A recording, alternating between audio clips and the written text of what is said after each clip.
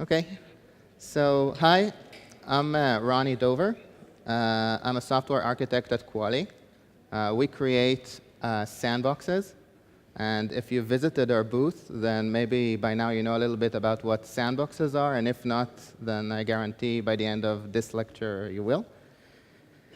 And I'm here to talk about production in a box, or why you should put your production in a box to let other people play with. But I'm going to start with a short story about Pushkin. And I'm not actually talking about Alexander Pushkin, the well-known Russian author and poet. I'm actually talking about my dog, Pushkin, who taught me a lot about testing, and I want to tell you why. So Pushkin we adopted Pushkin something like 9 years ago. And fortunately, he was very well behaved and extended his hand when we asked him to and sat down when we asked him to. And he was, just very adorable, except. So there were a few exceptions. So apparently, Pushkin was completely well-behaved, except when there were a lot of people around, or guests over with food, or if there was a cat in the vicinity, or a dog, and somehow the scarier the dog, the more he wanted to pick a fight with him, with me also in the background. And so, first instinct, we thought, okay, the dog is broken, need to return the dog. It's malfunctioning. And then, after a while, we decided maybe it's best to first consult with a dog trainer. And the dog trainer actually had a pretty interesting idea. So he told me, look, the problem is when something bad happens, when your dog starts jumping at the food on the table when there are guests over, or tries to gets panicked when there are a lot of kids in the room or something like that, it's already too late. Because you're not expecting it, you're not in control, you're maybe busy with the dishes or doing some other thing. You can't apply the corrective action that you need to. So he said, look, try to simulate things first. Try to create maybe a simulated environment where you can actually test it out. Let's say invite the neighbor's daughter with some cookies and see how the dog reacts to that. Walk by a cat, which is when the dog is completely leashed, and see how he reacts. So do all of these simulated scenarios in order to apply corrective action and teach your dog how to behave not under ideal hypothetical conditions, because when I was holding a snack or a treat in my hand, the dog would roll over, do acrobatics, do everything. But when that was not the case, the dog was misbehaving. So this was something like 9 years ago, and then 8 years ago, I was practicing TDD. And I was writing a lot of unit tests. And much like my dog, Pushkin, my code in unit tests was always behaving. So in unit tests, in the hypothetical unit testing world, I ran all of the code validation, and it seemed to work perfectly. However, when there were people or users nearby, and when the conditions became less than ideal, then I found that the unit testing did not quite provide me with the feedback that I needed, right? So, to my surprise, in recent years, I found that the dog trainer that gave me all this good advice can actually be considered an agile coach, because the entire ecosystem which is really started with this, right, with this diagram where you have your dev and CI which run unit tests, and then you try to push to production and maybe fail, maybe succeed. So the entire ecosystem is moving right.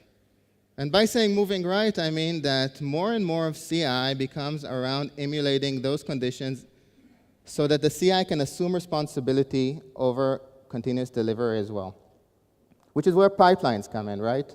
So the pipelines provide you with the stages to continually deliver, but also to continually test prior to delivery so that it's not a roulette, right? It's not some wild gambit every time you push the build button. You actually need to make all of those testing prior to pushing. You want to continuously integrate in order to be able to continuously deploy.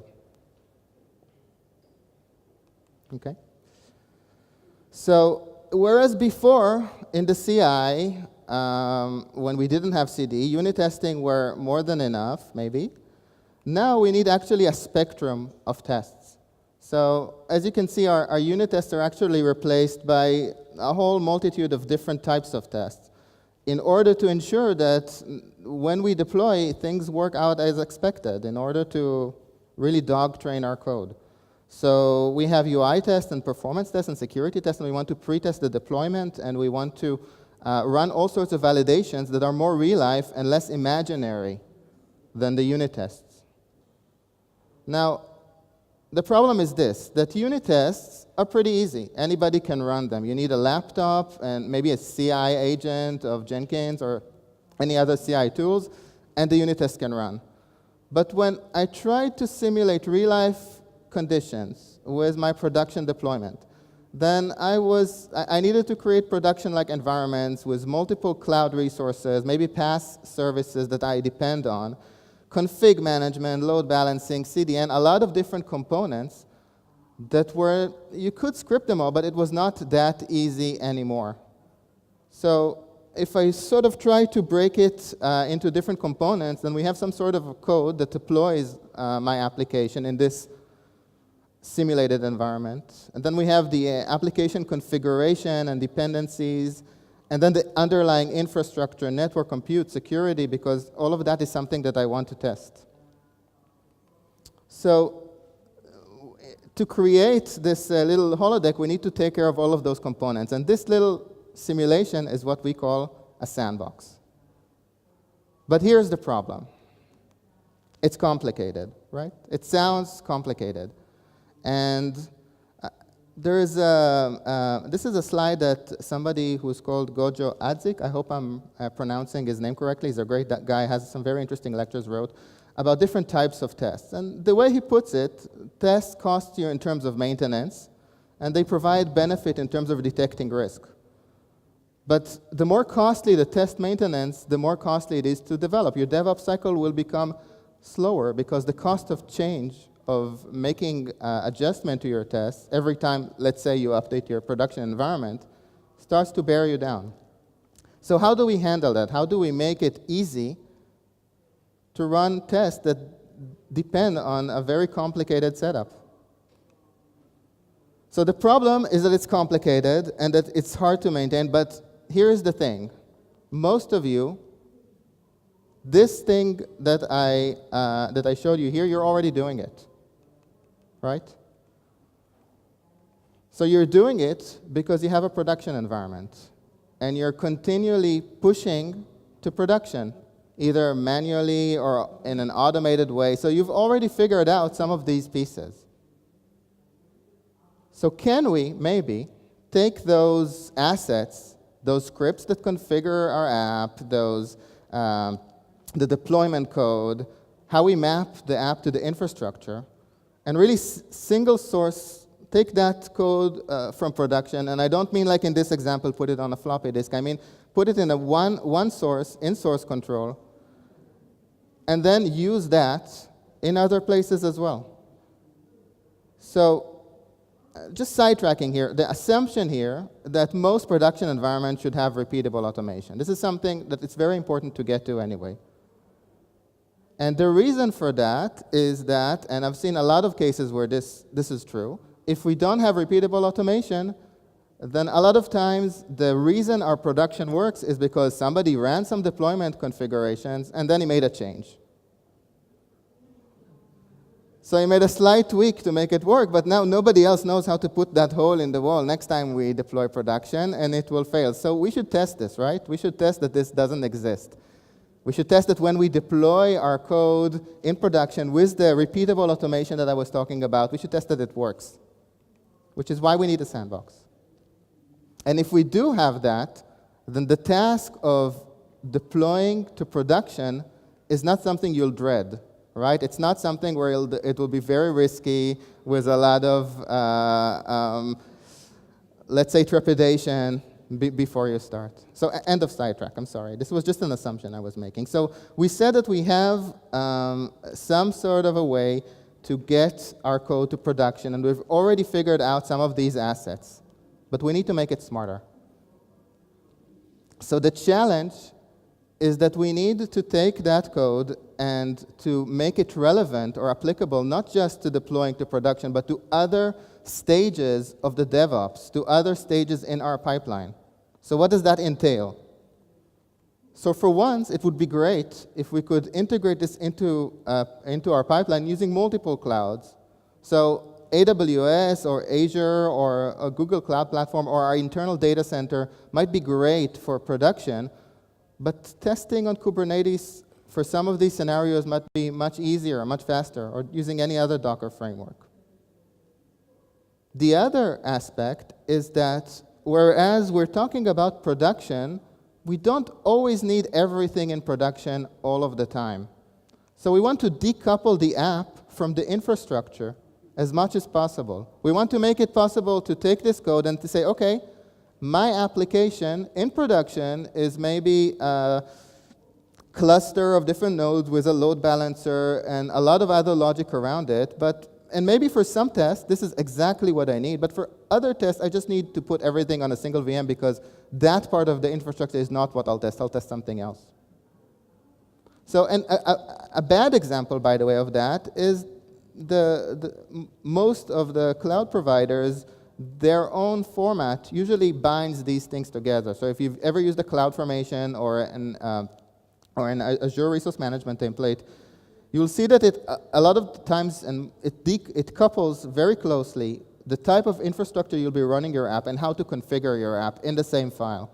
So making changes to that is difficult. So it's not a matter of parameters only, saying, look, this is the configuration, now run that on 2 nodes, run that on a single node, change the hardware spec. It becomes big changes that you need to make to your entire configuration. So if we do have that, if we do create these sandboxes that can be parameterized, that allow us to deploy to any infrastructure, they could become self-service. So they could become something that is a commodity that you can use anywhere in the organization, and not just testing. So basically, you have, once you define how to create an environment and deploy, it becomes easy to have a replica of production of some sort of either completely simulated or not simulated at all feature branch in your code suddenly becomes its own production. Then first of all, production becomes less important and less something that's treated with reference. And also, it becomes something very useful in the organization. So I'll give you an example, and beyond testing. So development environments, for example. So one thing is that development environments are no longer just a laptop and an IDE as they used to. And a lot of times, and I've seen a lot of examples for this, you would want, as a part of your dev environment, to have maybe some services running in the cloud, or some services that you depend on that you can't even put on your laptop, or that your laptop isn't strong enough to run. And the other thing another assumption I'm making is that DevOps doesn't mean that all users are not responsible for ops. And sometimes it sounds like that, but DevOps still means that there is some sort of a dedicated knowledge, because development teams, the DevOps team shouldn't need to debug any issue because some developer tried to create his own environment and did it in a non-standard way. So within DevOps, everything should be automated, some services provisioned in the cloud, and there is some sort of value in being able to deliver a working environment, even for development, with some production-like services, maybe with the latest database copy of production on them, so that you can work off it. And the flip side of that is that if you do have a lot of developers and each is improvising their own environment, then you get a lot of instabilities. So in your dev, You want better feedback. So wouldn't it be great if, for example, you were able to provision these sandboxes for dev, and you wouldn't have to wait until you check in your code to get feedback about whether the Selenium tests are running or about whether your app meets the latest security standards. So in your sandbox that you created for your dev environment, tests and other assets down the pipeline could become a resource that you consume, a service, so to speak, that's available to you even early in the development cycle. So to summarize, things are moving right. You need to continuously integrate, to continuously deploy. Creating your personal production in a box is a sandbox.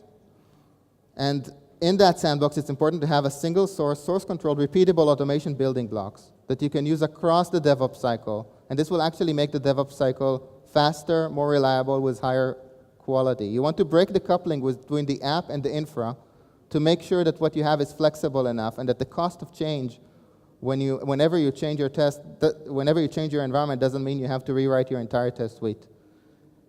And you have to make your sandbox environments self-service. So my takeaway is, first of all, continuously integrate. And when I say integrate is take any, and I think, by the way, that term has been a lot of time sort of misinterpreted, because when people say CI, they often mean unit tests, which isn't the same thing. The end goal that we have with CI is actually to reduce the risk by integrating often with anything that is outside our control or outside of our code. If it's integrating with the browser, if it's integrating with the network topology and the security groups that will actually be used, if it's integrating with the web server and its configuration, it's basically integrated with everything. So continuously integrate, don't just write unit tests. Build sandboxes. Don't forget to destroy them too.